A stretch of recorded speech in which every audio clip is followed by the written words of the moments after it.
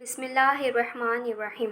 السلام علیکم ناظرین، میری آپ سے گزارش ہے کہ آپ نے ابھی تک میرا چینل سبسکرائب نہیں کیا تو میرا چینل سبسکرائب کریں اور ساتھ میں بیل آئیکن کو کلک کر لیں تاکہ میرے آنے والی ویڈیو جلد آپ تک پہنچ جائے۔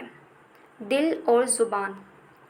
کہتے ہیں لقمان حکیم پڑھ کر فارغ ہو چکے تو استاد نے کہا، لقمان آج ایک بکرا ذبح کرو اور اس میں سے جو سب سے اچھی چیز سمجھو ہمارے لیے پکا لاؤ۔ لقمان نے بکرا حلال کر کے اس کے دل اور زبان کو خوب اچھے مسالوں کے ساتھ بھون بھان کر استاد کے سامنے رکھ دیا۔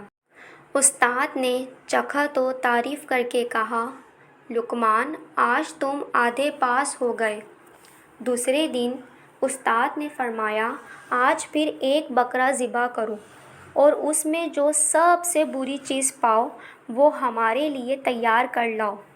انہوں نے بکرا ذبح کر کے اب بھی پہلے دن کی طرح صرف دل اور زبان ہی کو چن لیا، مگر اب کے اس ترکیب سے پکایا کہ زبان میٹھی پکائی اور دل کڑوا، اور پھر دونوں کو ملا کر استاد کے سامنے لا رکھا۔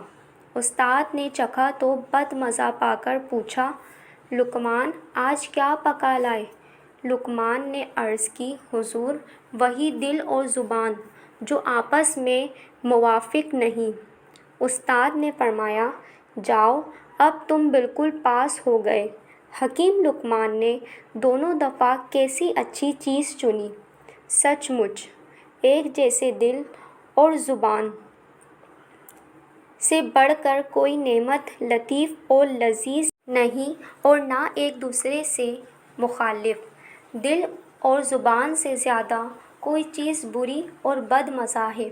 جس آدمی کا دل اور زبان ایک ہو، دنیا بھی اس کی عزت کرتی ہے، خدا بھی خوش ہوتا ہے، اور جس کی زبان دل سے موافق نہ ہو، دنیا بھی اسے اچھا نہیں سمجھتی، خدا بھی ناخوش ہو جاتا ہے، بلکہ وہ خود بھی خوش نہیں رہتا۔